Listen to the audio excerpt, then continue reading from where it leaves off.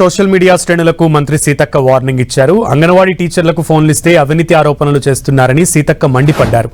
11,650 రూపాయలకు ఫోన్ కొంటే 14,000కు కొన్నామని ప్రచారం చేస్తున్నారని ఫైర్ అయ్యారు సీతక్క.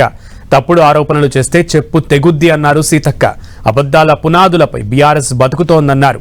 తప్పుడు ప్రచారాలు చేస్తే తాట తీస్తా అన్నారు సీతక్క.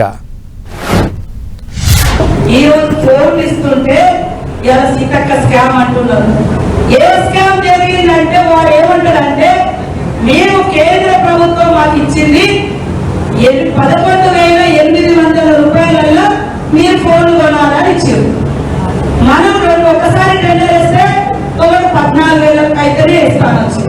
14,000 ఒక ఫోన్ మేము ఇయ్యం బాబు అని మళ్ళా టెండర్ పిలిచి మళ్ళా పిలిస్తే 11,650 రూపాయలు అంటే 150 రూపాయలు కేంద్ర